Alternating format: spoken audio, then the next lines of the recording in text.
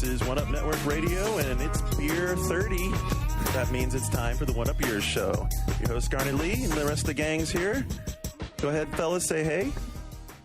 This is Luke Smith from One Up News. You went first. That's very You good. paused, yeah. I didn't know he was pointing to. Well, I mean, you're in the left. It's like a board game. Oh, okay. This is. Oh, it is like a board game. It's like Monopoly. This is John, This is John. the sidekick. The side- And this is Dude, the Shane. Sidekick 3's coming out. Did you see that? Really? Yeah, apparently soon. We kind of talked over the introductions. It's kind of an integral part of the show. Shut up, Right. Bad start. Shane. Introduce yourself. Hi, I'm Shane Bettenhausen, the executive editor of Electronic Gaming Monthly, and I'm happy to be back here on One Up Yours. On loan from EGM Live. On loan. Is that the new... It's a plug. There's a plug. It's a What's the plug. URL for egmlive.oneup.com? That's it. Listen to that too. You're now our great. official pinch hitter? A what? Pinch. A pin shitter? I thought he said pin shitter. That would be painful. Wow. Okay. Wow. All right, so coming up on today's show, we've got the What You've Been Playing segment. We'll hit it first. We got reader mail coming for you. We question of the week we haven't really settled yet, so we're going to work towards getting that out by the end of the show. And the second segment... That's just really funny. We're The just gonna shitter make- joke to me. I'm sorry. I know, we put half a beer in you and look at you. I know, he's like a little girl. It's fantastic. In the second segment, we're going to be hitting the story of what happens to an IP when it goes multi-platform if you've had an exclusive contract. So we're kicking off on that Grand Theft Auto thing, and now that it's going to be multi-platform, is it still as important as it used to be? And then in the third and final segment, we'll hit the news and, just kind of bullshit it up like we usually do, right? That's the plan. Okay. That's the plan. We'll do that. All right. That's what you said. Skip's nodding, so that's John what we're has doing. been on my ass all week. It's like every time I turn around, he's like whacking me over the head or We're something. not making those jokes, right? What? No. No. Just stop. So you get to start then. What are you playing, Luke? Well, this week we played Ghost Recon Online. Yeah, So we did. that was the first time I'd sort of jumped into the graw. Man, that's the And- hottest game of March 2006. Did you enjoy it? Almost. I missed out on that game because I was not very well. No, yeah, I almost enjoyed it. The thing was, there were 8 of us all from like EGM and One Up, and we were all just doing the. Is it still crashing? I got kicked like 3 games I in know a row. Shu got kicked out of it, too. Yeah, it was just it could be a lot of fun. Like it'll be a lot of fun when we go at it with 4 people playing like the modes where you just get zerged by the enemies will be fun, and like the mission stuff will be fun co-op. But when you start to play deathmatch, Because I have found that if you play that in bed with the wife sleeping next to you, she doesn't appreciate the occasional loud exclamations into the microphone. Doesn't make you popular. it's a game winner. It's a game-winning tip. So we ended up actually like after playing a couple games of deathmatch, we just went and played Halo 2, and On the 360. yeah, just on the 360. Yeah. So that was Probably wouldn't appreciate it like if you threw the controller down in disgust either, huh? Why didn't you play Perfect Dark Zero, Luke? because I don't have PDZ and because Halo 2 is a superior game. Just checking. I'm not afraid to say it. I'll play Halo CE too. Make it on live. Look, he likes the 360. It's not like he's going to ref PDZ. Yeah, I'm not going to champion it like you're about to get behind Warhawk in a few months. Why you gotta hate on Warhawk? What you playing, Shane? I'm playing Warhawk, man. That thing's awesome. I'm flying the controller around. I am playing a really awesome game by Sony Computer Entertainment. Man, he's got the segue We got skills. the full copy of Loco Roco finally. Oh, Sweet. awesome. That's Yeah, awesome. you can't borrow it. Does it get any more complicated than just spilling a big blob around? You know, I wish I could tell you, but before I could get that far, someone took it from me. So I need to get it back because you only got one. Oh, okay. And as you can imagine, it's hot stuff. So you can't borrow it, but you can sure as hell steal it. I should play Is it going to be a $40, $50 game? I'm afraid so. I think it's $39. Yeah. Yeah? Yeah. But It's apparently got a lot of shit in it, though, right? yeah. I think it'll be worth it. Any multiplayer? Don't know. How would I you don't think so. multiplayer I don't that think game? so. How would you multiplayer that? Well, I don't know. don't know. But, I mean, it's pretty innovative, so you would think some form of innovation would happen. Well, Innovation would it's happen. an innovative game. Must have innovative multiplayer. Yeah, Oh. Yeah, we'll save it. In addition to Loco Roco, I've also been playing a bunch of really terrible, horrible, old, weird games that I brought in to tape for the thing called Broken Pixel that they do on the One Up show, and I think it's going to be on next week's episode. So Oh, cool. look for that. There's some really, really disturbing, terrifying stuff. Which one's your favorite? Queen of Queens. It's probably the game that I'm most proud of owning. It's this full motion video, all female wrestling game. Luke looked like he's going to burst. No, don't. No, go ahead. Don't do it. I just was going to make a Freddie Mercury joke. So. Oh, okay. Yeah. No. But no, Moratorium on that. It's amazing. Tune in. All right, cool. John?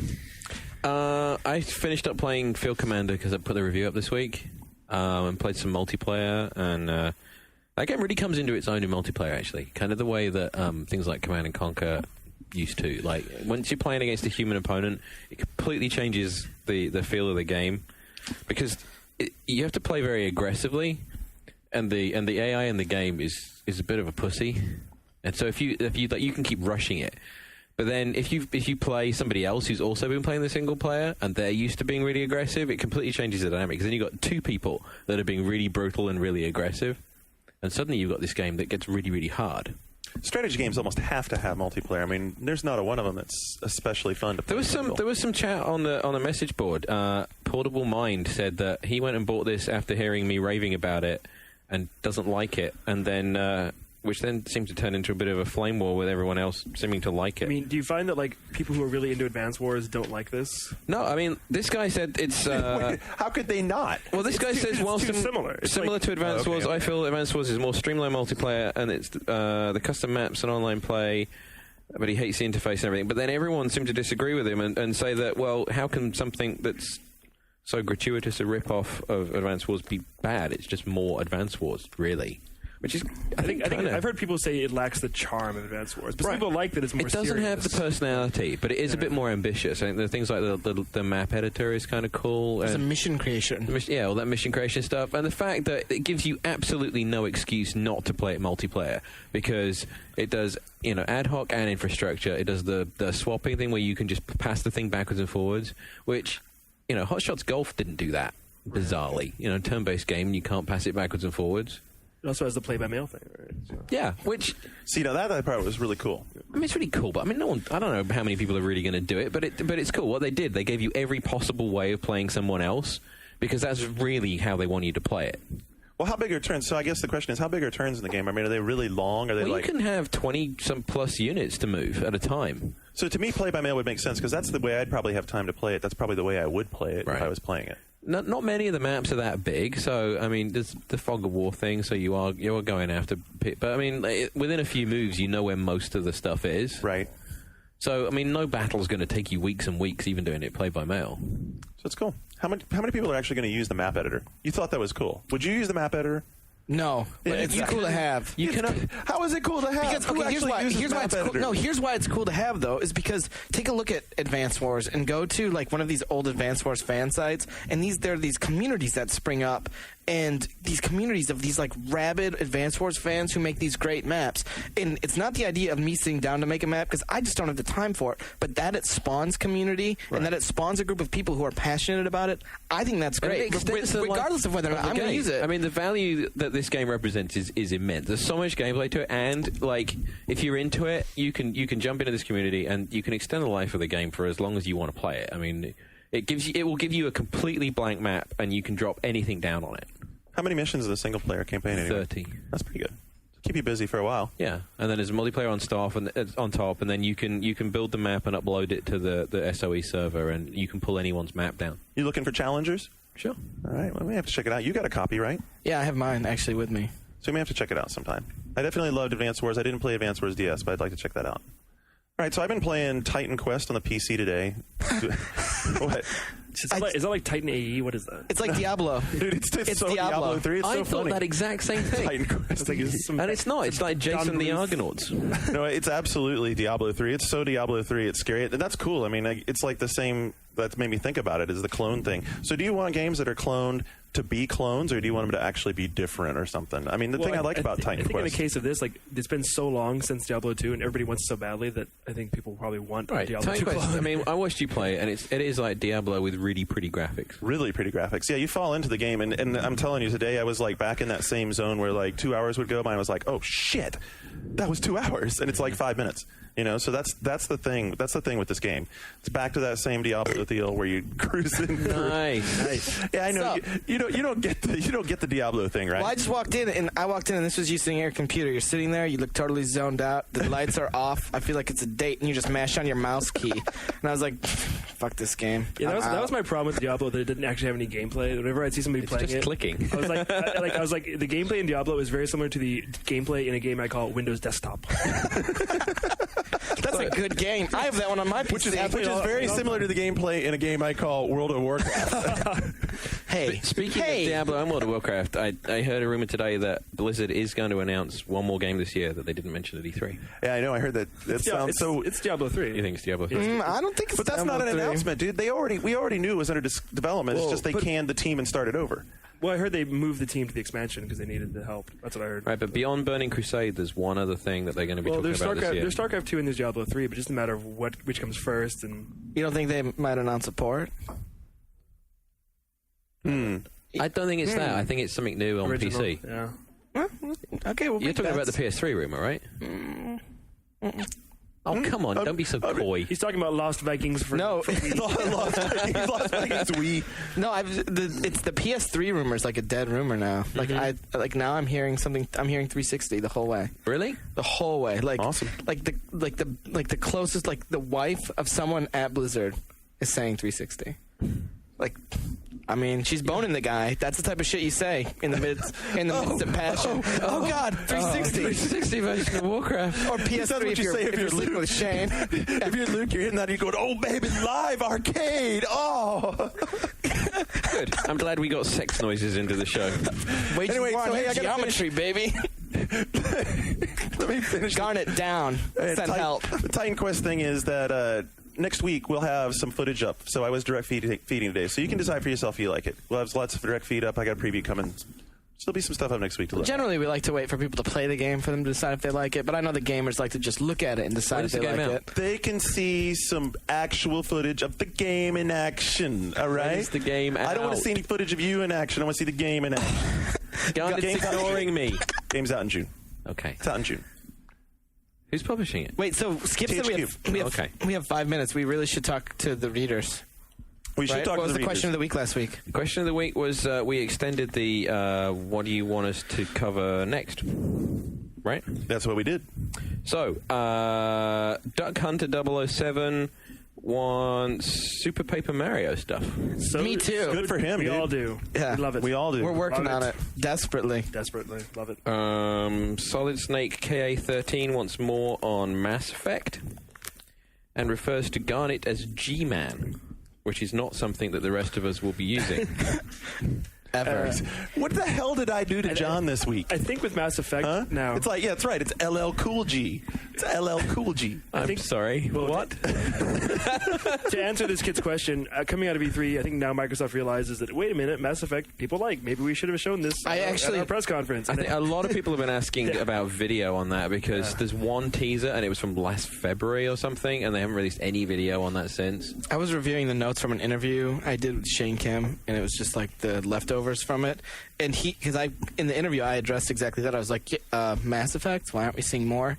And he made sure to point out, like, Mass Effect, they definitely have a plan for it and a strategy for it, and its day in the sun is coming. And it's coming sooner than we think. But the game is next spring. It's next spring, so they don't want to start too early. Like, I know that we've been sort of like in the office trying to figure out how to get more Mass Effect because we know that people want it, and I know that Microsoft this week sat down with their PR group and are talking about it. So hopefully, pretty soon you'll see some new media. Dude, if you're graphics, apparently you don't want it. Graphics says, you guys seriously need to shut up about Spore. And while you're at it, give Assassin's Creed, Mass Effect, Gears of War, 2 Human, Crisis, Metroid Prime 3, Legends of Zelda, Heavenly Sword, and Resistance all a rest until you get some new footage or something. So he like totally goes off. Okay, that's everything we've What's talked that? about. What's that guy's name though? Graphics, or Because sorry, graphics Graph 1K. He should maybe He's understand how the game industry works, Yeah. and that like assets don't just appear out of thin air when someone wakes up in the morning like $1 under we're at the mercy your of pillow. giant. All right, so I'm just going to say, I mean, here's the rest of what he says. Is that until you can deliver that, why even bother showing it? And for that matter, why do you one-up guys bother talking about it? And if you saw it in motion behind closed doors, give us in-depth information about the demo other than it looked awesome or it was badass.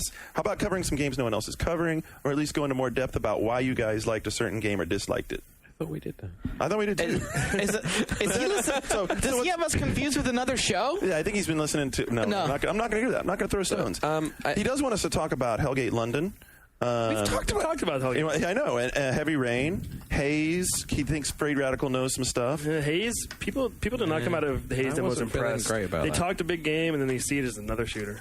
So you said it looks very free. We were talking about it at lunch today. You said it looked very Free Radical. Free Radical has a definite sort of look to all their stuff. For the kids, like what kind of games from Free Radical were you thinking it looked Well, like? the graphics, the sort of the art style in all the Time Splitters game and in the other one that I don't remember the name of. I couldn't remember the other one too. You were supposed to help me out with that.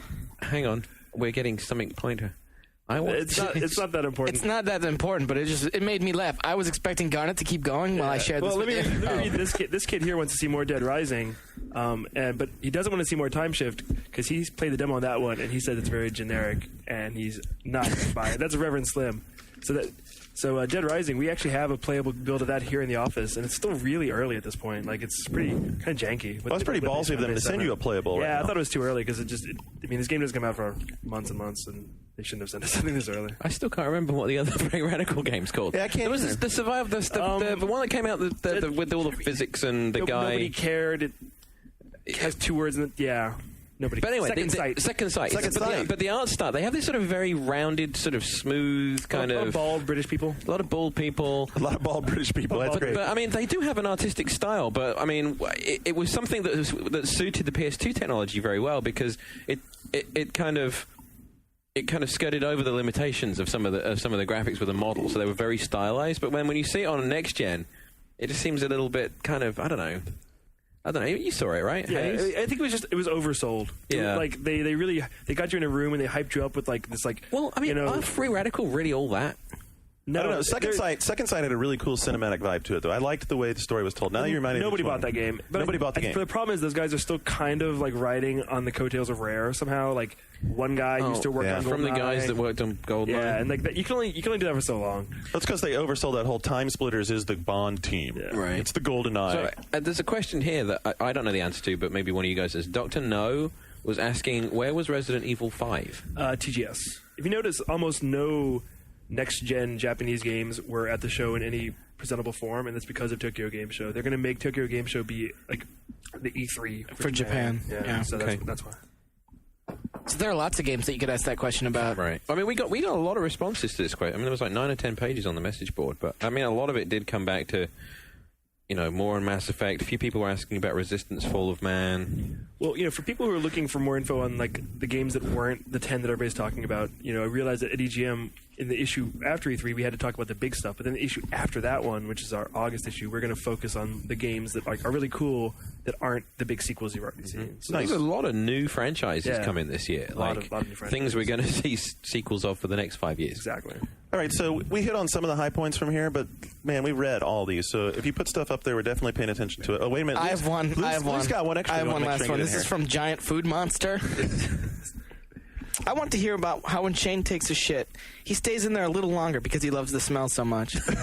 He can also tell me how his shit is superior to everyone else's on the podcast. When he's done, he can try to sell it to me for an outrageous price. here. And it'll play Blu-ray. Which, incidentally, can't play DVDs, right, Garnet? No, yeah, absolutely. That's the problem with the Blu-ray player. Is the Blu-ray player can't play DVDs. It really sucks. In case you guys didn't know, next gen shit doesn't start until Mai. All right, well, He is the purveyor of next-gen shit. get us out of here. All right, so we're coming back after the break with our whole little deal on gaming IPs that go multi-platform. So we'll be back in a minute. You're listening to One Up Yours, part of the One Up Radio Network.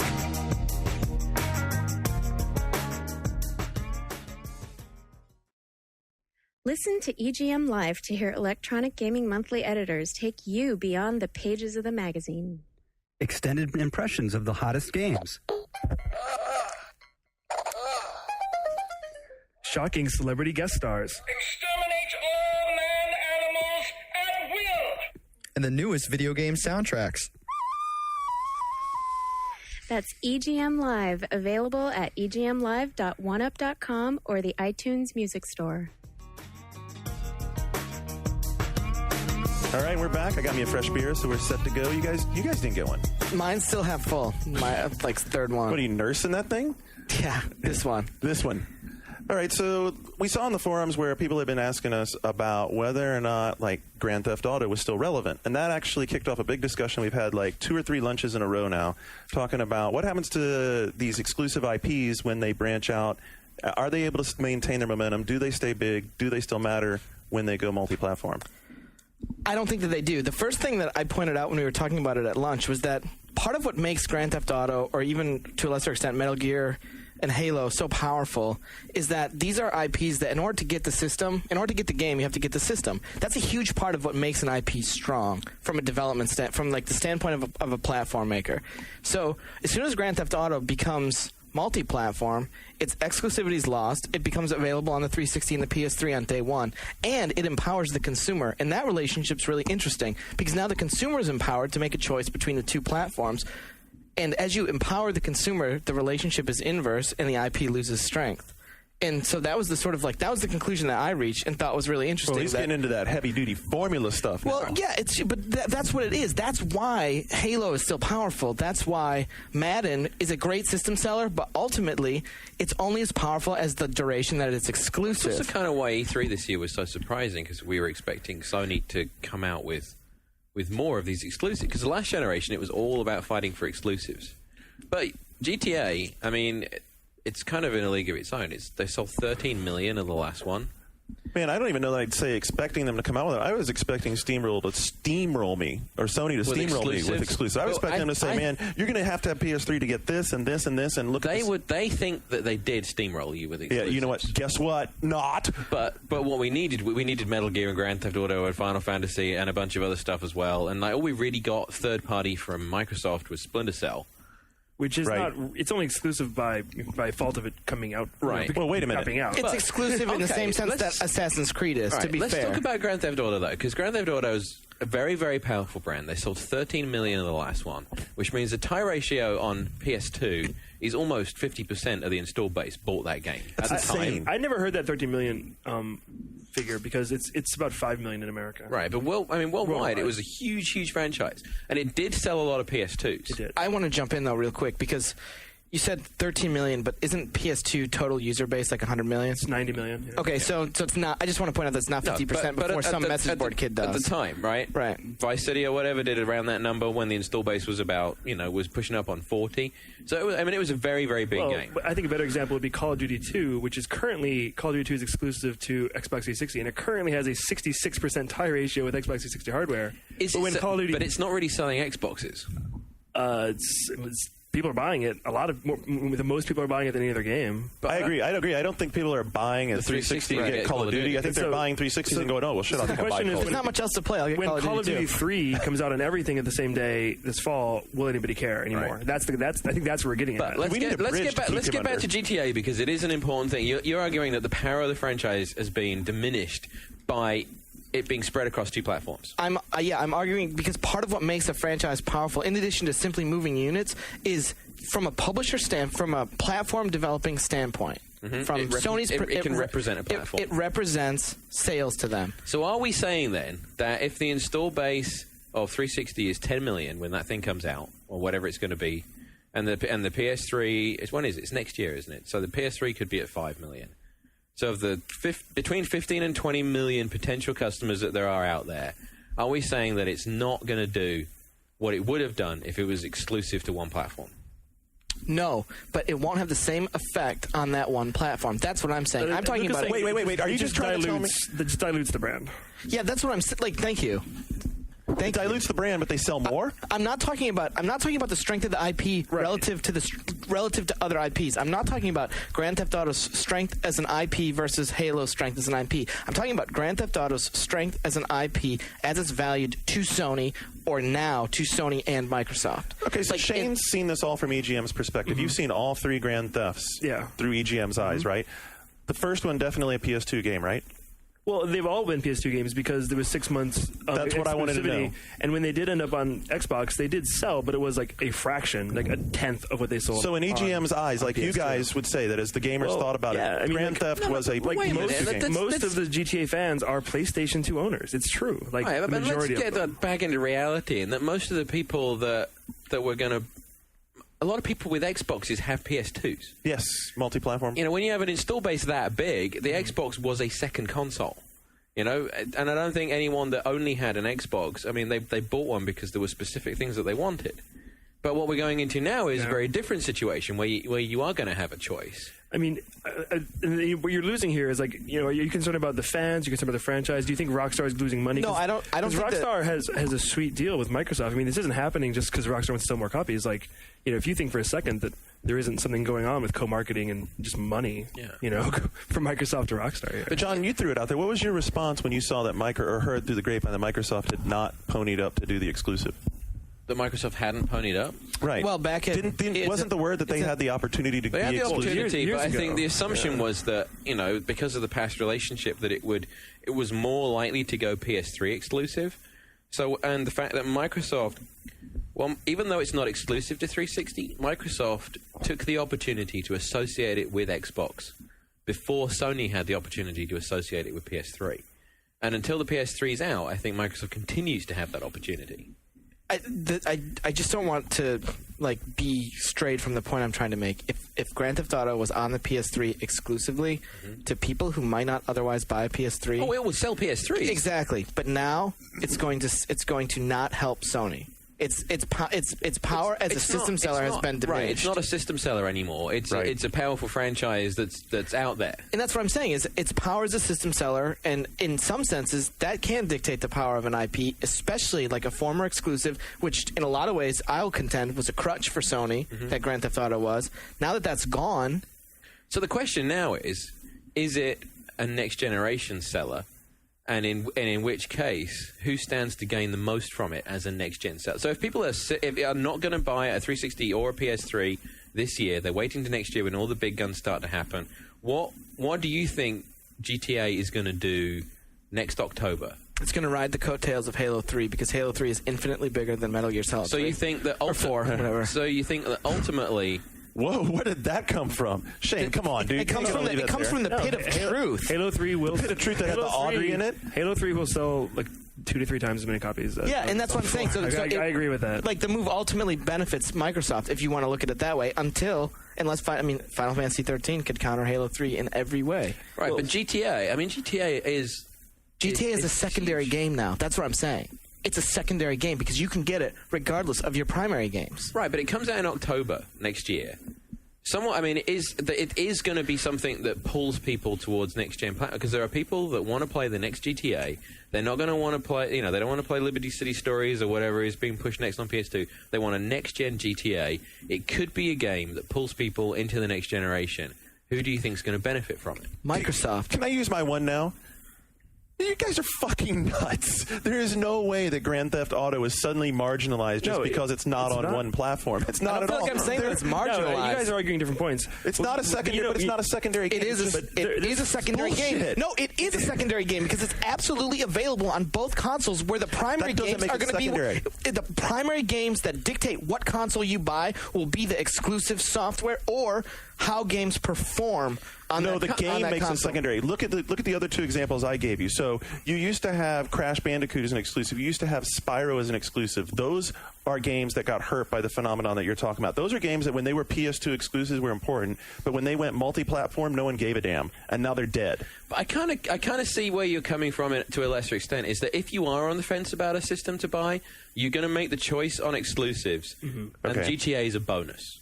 That's exactly what I'm saying. That's all I'm saying. GTA isn't the reason to go with 360. But the $200 price difference or might PS3. That might be. So it's going to be, okay, I want to play Halo or I want to play Final Fantasy, and then I'm going to play GTA. You know, when we were doing this year VGM, we do report cards where we give the systems grades, and we did say the lack of exclusivity for GTA 4 is a detriment to Sony, and the addition of having I would totally GTA 4 at the same time is a bonus of 360. Then you totally agree with me, because that's like... I do agree with you. No, not you. Garnet.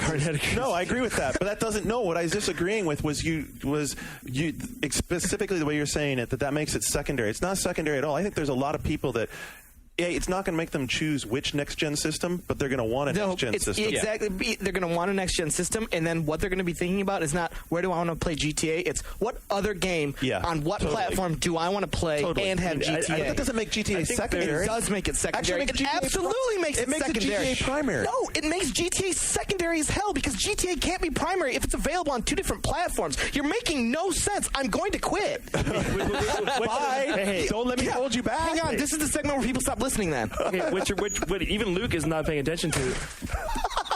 What we don't know about. Okay, well, I think he'll be back in a little while. Directly after that. I don't know, he may have gone to the crapper. Let me tell a story. After GTA was announced at the Microsoft press conference, when I was walking out of the Chinese theater, I ran into the PR guy who does GTA, and I was like, that's surprising. I was like, what's the deal? And he's like, well, it's also coming for PS3, and the stuff they said about having exclusive downloadable content for 360, he said that wasn't true. He said that's not going to happen. Really? And he said the PS3 version will have stuff that is different in it too. And so we haven't even seen this game. We don't even know anything about this game. So the episodic thing isn't true? He said that it wasn't exactly as Peter Moore had said, and no one knows anything. And he's like, so we don't know anything about this game yet. And for all we know, the versions are different, and there may be a reason to buy both. For all we know. So. I'm sorry, I'm totally covered in blood. And I sorry, I think I'm on my period. I could tell. God, it's like talking to a piece of cement sometimes. There's blood dripping off it somewhere. How the fuck did that happen? It's the ceilings. It's just turned into The Shining in here.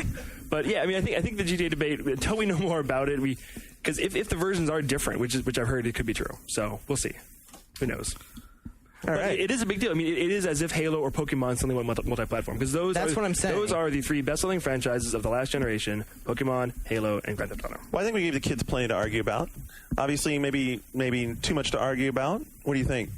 I mean, I'll be reading the message boards this week. I think John may be dying. John's over here. He's like, he's blotting himself with a receipt. How did this happen?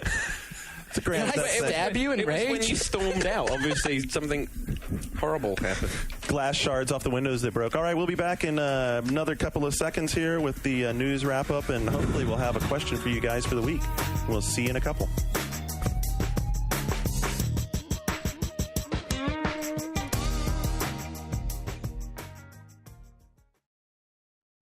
Hi, this is Jeff Green, the editor-in-chief of Computer Gaming World magazine. With me is Ryan Scott, associate editor of CGW. Say hi, Ryan. Hi.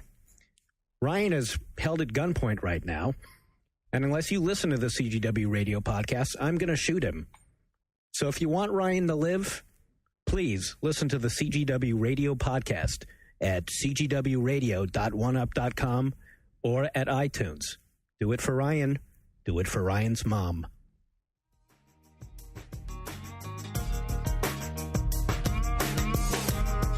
You're listening to the One Up Yours podcast on the One Up Radio Network.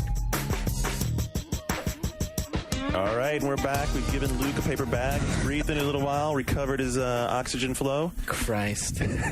Ready to hit it for a little news?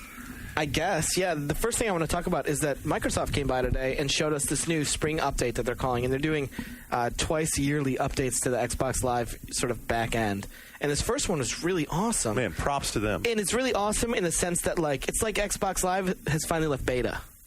They fixed most of the annoying little problems that everyone was pissed off. It's like I told Skip. It's like the Trojan horse has unloaded all the soldiers.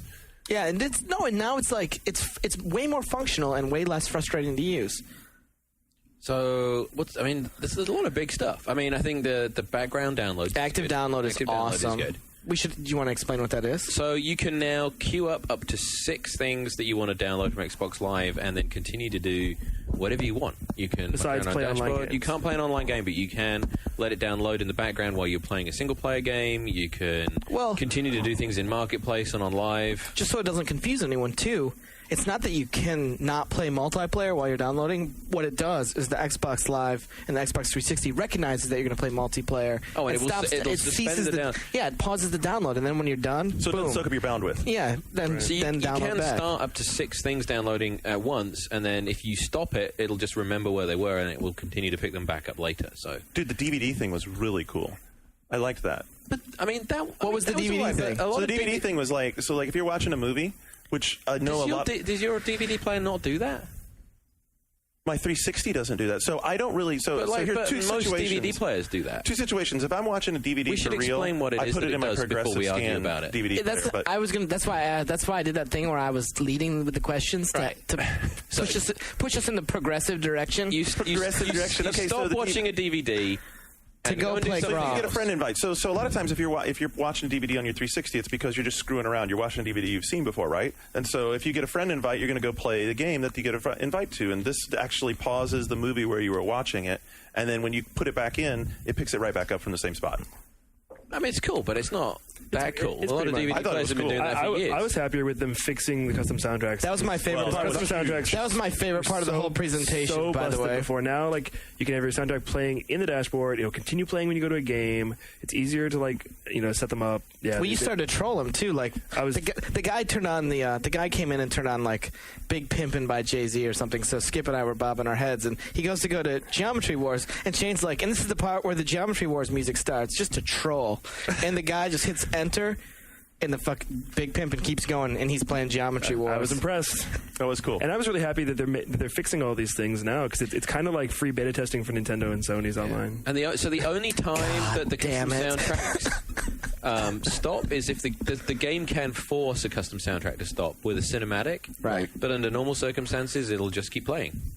Right? That's exactly right. I was really irritated during the presentation because one of the things they showed was that you can now sort of navigate through trailers. Like they brought up the Halo 3 trailer and for fast forwarding. And when he did that, I'd like grit my teeth a little because I felt like that was like sort of like reading the Bible Oh, backwards. you grit your teeth because it was the damn Halo 3 trailer and he was fast forwarding. glad You're he like, no, you can't fast forward that. I did. I clenched my jaw. I was happy he skipped that boring ass shit. I've already seen it once, and nothing happens in that trailer. God.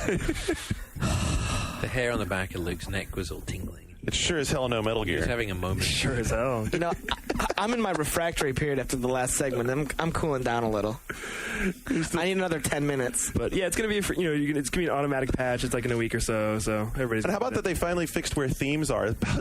How did that even get out of beta? Now you can find themes. Oh, that was the stupidest screwy deal the way they had it set up. You still can't really see what the theme looks like though before you buy it. Which No, I think you can't, dumb. which is annoying. Actually, they skirted around the whole idea of previewing anything Yeah. because a lot of the stuff on live, I mean, it tells you a little bit. Even the arcade stuff. I mean, not much of the stuff really tells you what it is. Yeah, but Still, I mean, Yeah, they're going to do they're fixing another. stuff, They're going to do so. another fix in around September, I think he said. it's Where evolving. they're doing even more stuff. This one is also going to introduce stuff with Xbox Live Vision as well, so the camera stuff's going to be supported.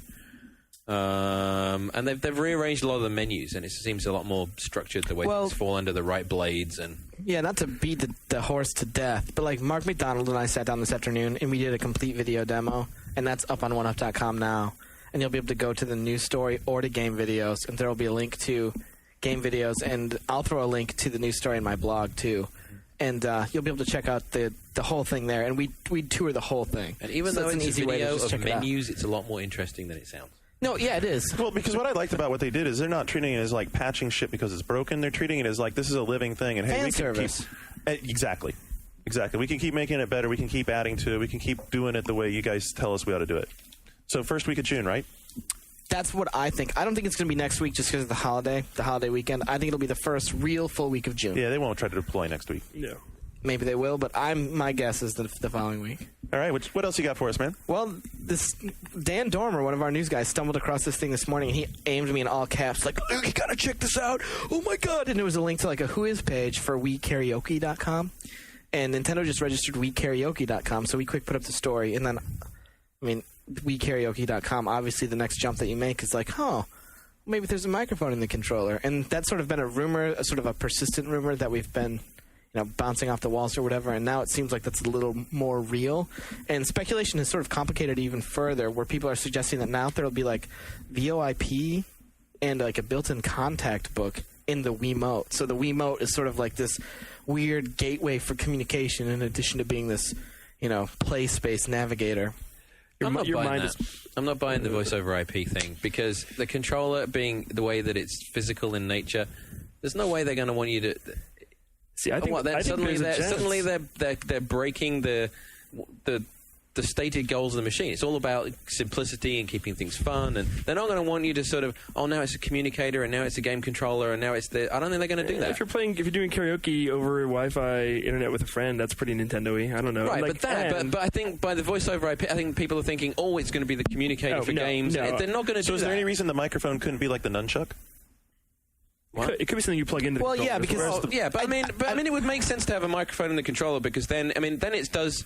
It's got all a lot of the DS functionality as well. It's a device in every way that you can, Great! I'm gonna be holding the Wii controller up to my mouth, blowing on it. You can blow into it. You can shake it and blow it. Am I the only one who didn't get it? I mean, must resist. Must. Complete with hand motions. That and the fact that it'll do stuff online, but I don't think it is their solution to the Xbox Live mic setup or I don't think they're going to go that way with it. It would seem contrary to everything that they've been saying about Wii so far. It just make it too complicated. But there is the last, right? There's the last. Secret. Now, do you know what it is? This is gonna be like a new part of the show. When will John's phone go off? Oh, when will... John, it's your wife. Could you please come home soon? It'd be awesome. The kids miss you. That's probably what it was. and by the way, do you want Indian or Chinese? Whatever she's cooking, right? Good answer, not married guy. So I think says you. Says fucking you. Like, I don't need to retell some stories from post lunch today because this is the news segment. So back on the subject of games. So Nintendo is going to have a big event at some point before the launch of Wii where they talk about everything involving the online and all the secrets and probably announce an official price, which they sort of announced today when they said that they sent out a release that said the Wii will cost less than the equivalent of $250 in America. Well, no, actually, they said like 25,000 yen, which is like $230 in America. But everyone jumped to $249.99, which is a sketchy price. One, because Nintendo hasn't launched hardware above $199.99. Like Shane and I talked about it this morning because I ran over to him first when I saw it. They was like, almost did. Yeah, with the Nintendo 64, it was like $249.99 until like the day before it came out. And they were like, oh, just kidding. And so that's sort of the price that's been associated with Nintendo hardware. And I think that it's a really dangerous ground for Nintendo to be considering launching at $249.99 because at that point, they're getting into what I would consider sort of a next generation pricing standpoint. And everything Nintendo's indicated up to this point has been like, we're new generation and we're affordable. And, that's what Nintendo is. And $249.99 is $50 less than the core pack from Microsoft, which is a next generation system with some like... It's a hell of a lot of money for a controller. I mean, it's a whole lot of money for a controller because let me tell you what, doesn't have HD. What's the GameCube cost right now? $100? Yeah. So I think $100 for the controller peripheral, which is what it still is, kids. That's what it is. So $199.99 is the right Well, all I can price. tell you is new generation is not next generation because this thing doesn't have HD, which was already kind of annoying, but now we found out it doesn't have Dolby Digital support either. So, by the way, I can't hook it up to my surround sound system. But you guys what the hell? You guys are splitting hairs. For like mom consumer who goes into stores this November and she sees $599 for PS3, $399 for Xbox 360, and $249 if that is the price. Right, so here's Nintendo's gamble. Nintendo's gamble is now basically saying people don't have HD TVs and they don't have home theater. What the hell is it, 1997? When did the GameCube come out? Because I think that's what year it is. But I tell you, as many as they can ship, they're going to sell. And we know how many. And we know how many they can ship. Hi, every console launch. Hi, Neo Geo launch. I mean, I'm into playing with it too. But I'm saying is that there's a start of turning the Wii into more of like a machine you hook up to your television to play games, but not so much a game console. It's not next gen. That really bugs me that they're not new gen. What? What? Box you plug into your TV to play games? Right, which That's exactly what it is. I mean, get him, John. Get him. I mean, it's like one of those. It's like one of those Zavix toys, But they're not dicking around with movies. They're not dicking around. What you said Wait, doesn't is it play exactly DVDs what the before he Wii says is. that? You have to buy a separate component to play DVDs. But it is capable of playing DVDs. See, I want to make sure and not screw up any of that DVD playback. It does thing. not play DVDs out of the box. What's up last week? But why the fuck would you want to? I mean, everything plays DVDs If you don't have these it, days. if you don't have a DVD kid, player by now, yeah. If you're like a little kid who doesn't have a DVD player, then you can buy the $30 thing on play DVDs, whatever. But I think the price of $249 is still completely acceptable, and I'll buy one. I mean, there was an argument with the GameCube that by going cheap, they cheapened the brand against the competition, and that might have been why they didn't do very well. But now the focus is so different, and that Sony wants to be everything to everyone, and Nintendo wants to be one thing. So wait, so the argument was that because it was $199, I, as a consumer, didn't think that it was anywhere near as good as the other machines that were more expensive. That's one of the arguments for why the GameCube... I mean, there's lots of arguments for why the GameCube didn't work, but I think early Did on... these tools play Resident Evil 4? Because that shit was awesome. Well, I mean, that's clearly all. not, because they didn't buy GameCubes. You know what? I want to use that. And I know this is news, sorry, but I want to gateway from that to like Resident Evil 4 and to a lesser degree, like parts of Halo 2 are good enough looking games. Like we were talking at lunch today down at Taylor's, like the Halo 2 cutscenes. When Halo 2 goes to cutscene, and still whatever, it's in-game engine, LOL. When it goes to cutscene, if Halo 3 just looks that good and runs at 60 frames per second, great. Resident Evil 4 looks plenty good to be this gen, last gen, next gen, And whatever. you know what? It looks good enough, and it needs to perform better, and that's what games need to do going Perform forward. better. It's worse than that. It's worse than that. And this is like a roundtable for another day. The move to this generation pisses me off really bad because here's what happened: is we got all the way to where these generation of consoles ought to be in their heyday, ought to be in that time when they're making the best damn content for them, and all of a sudden the attention shifted off to them. Look at how marginalized PS2 was this year. Look at how gone Xbox is. PS2 was not marginalized at E3. PS2 had a better showing than Xbox 360. Anyway, we'll just shove him in the closet or PS2 something. has so many good games. But what happens is, as you strip get to them the out. end of a life cycle, that's when the best games are made for consoles because developers know how to do them. They know how to do every trick with them, and they can really focus on content. And now we're back to, oh, gee whiz, look at the freaking graphics. I want good quality. Do we have time for him to talk about this a little Yeah, bit? no, we have tons of time. You mean name me how many games for PS2 I'm going to buy this fall? There's like 6. Like Final Fantasy 12, Guitar Hero 2, God of War 2, Rogue Galaxy. It's really important because most seriously, of the people that we're talking to right now need to hear this. There are like literally like 15 to 20 PS2 exclusives that are good. Okay, and you know that I meant by marginalized presentation in that Sony shoved them to the back of their hall. I thought the lines for God of War 2 were longer than the lines for a lot of the PS3 games. I mean, that surprises no one. Again, presentation, not What's up, response. Warhawk? I mean, you cannot argue. Sony is doing an incredible job with PS2. Look at Xbox One. Look at GameCube. Sony is surviving. PS2 is like almost 7 years old, right? Yeah. Yeah, or older now. Like, and it had an amazing show. Well, and the games you're talking about are awesome because they're developed out at the end of the life cycle. Right. I don't want to see people. I don't want to see those legacy guys there. wasting their time on PS3. I want them to see them making more badass games. I'm glad that Shane mentioned that too because there was something earlier in the news this week. I read it at GameSetWatch.com where a guy went through and looked at the Xbox release calendar for the rest of the year. And it was, I don't know the exact number, so I'm not going to pull it. It was teeny. It was just petite as far as what Microsoft was doing with the Xbox. Microsoft abandoned that system a year ago. Yeah, it sucks. And see, that's the thing. Like, it's really frustrating because at the end of that gen, you had stuff like Ninja Gaiden come out, which, okay, that game looks great, plays great, runs great. I'm 100% content with it as an experience. It looks good enough for me. It will look good enough for me. Ninja Gaiden came out 2 years after the system launched. That's not exactly the end of that gen. Well, I mean, didn't it come 2004? It came out.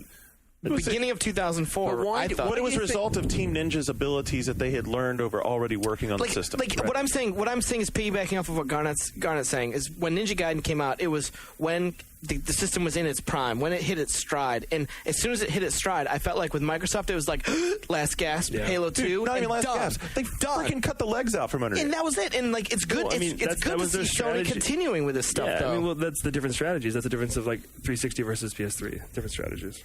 Very different But strategies. with Sony the knows how to PS2 use stuff, the thing that we're finding is that not only are people don't seem to be seeking out information on this stuff. We're not seeing people come to OneUp and like looking for this PS2 stuff particularly, but also we're not seeing many people push the games very hard. There's this great stuff coming, and it's being brushed under the carpet on both sides, both from gamers like being somewhat indifferent because they're excited about PS3 and 360, and the publishers because they want to draw attention to the fact that look what we're doing on next gen. Well, when I first started at OneUp, the PS2 door was still big. Yeah. And now, am I It right? should be. There's like 40, 50 million people. But now, isn't it? Well, the thing is, am I correct in saying it's been marginalized? Hardcore Just in gamers, traffic? hardcore gamers are moving on, but the regular gamers, like Joe Gamer, who lives in the middle of America, he's not moving on yet. He's going to be playing PS2 games for 2 more years. Exactly.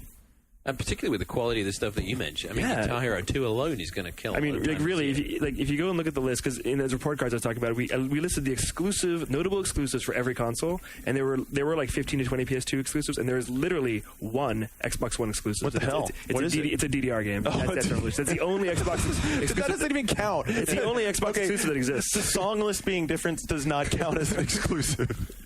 Are we out of time? We're getting. No, we ain't out of time, dude. What else? Skip's fingering stuff, and I just didn't know what it meant. Skip's like He's just practicing. Don't worry about it. Okay, so real quick, one thing to, I guess, sort of sprint by on the race to conclusion is this stuff out of Venezuela.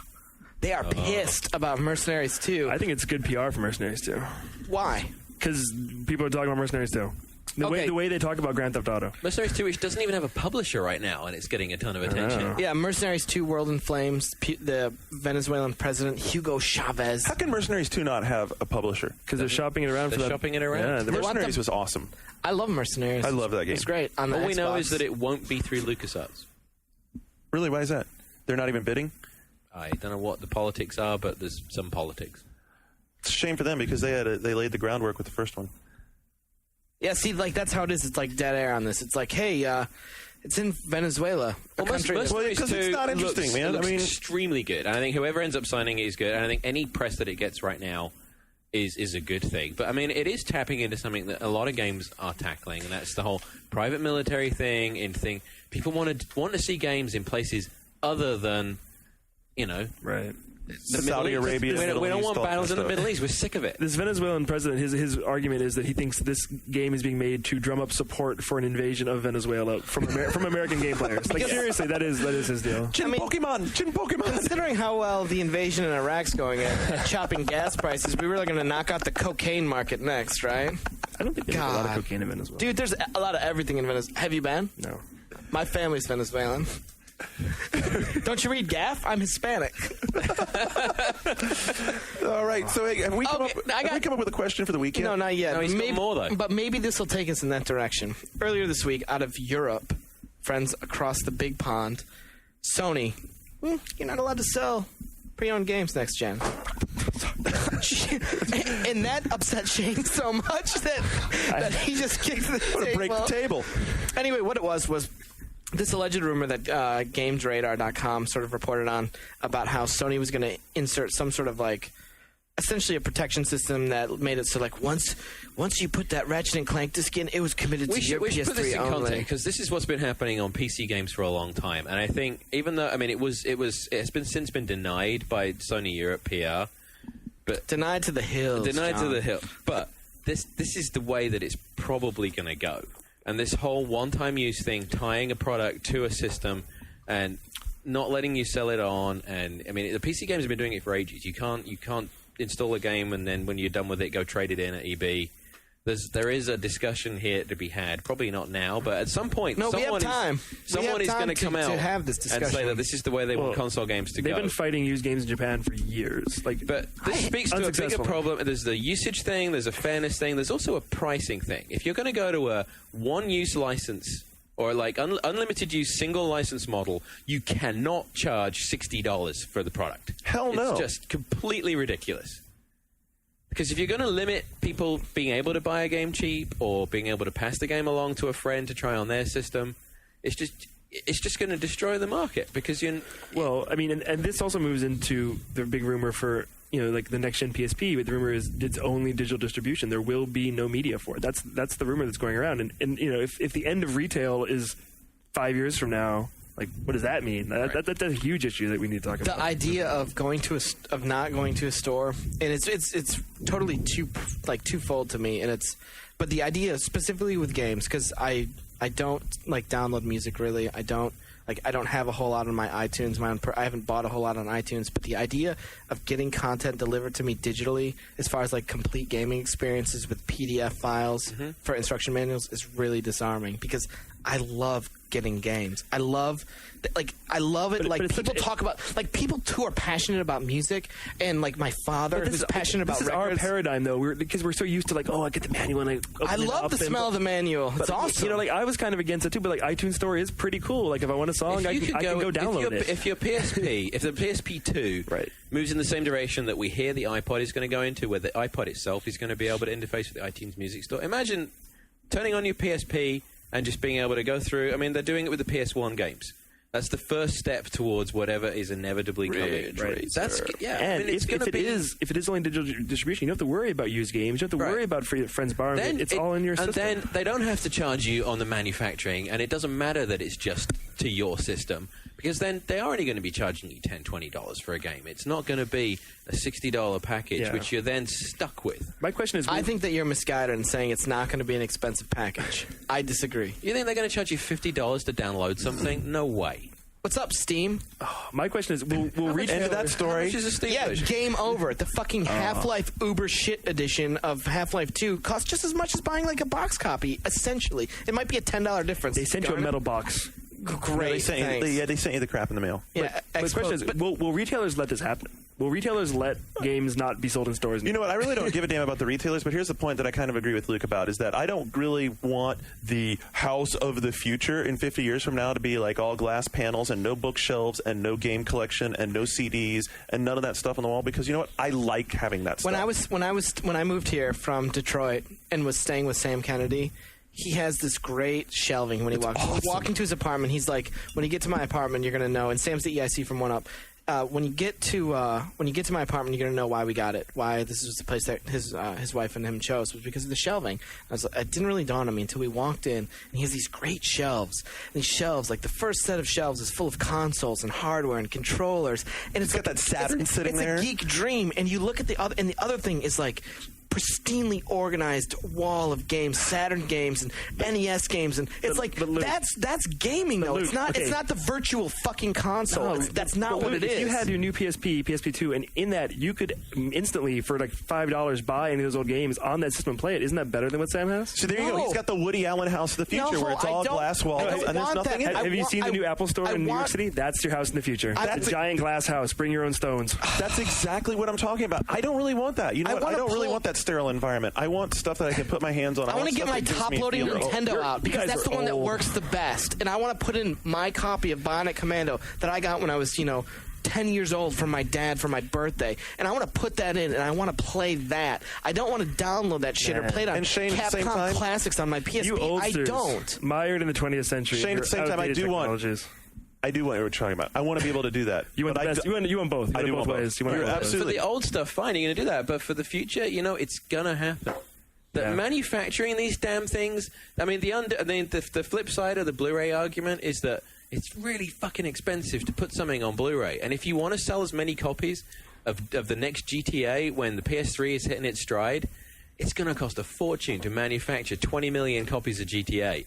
And if there's a way to spit that at you in chunks digitally, so you don't have to have the whole thing at once, you just subscribe to GTA, and you get episodes at a time.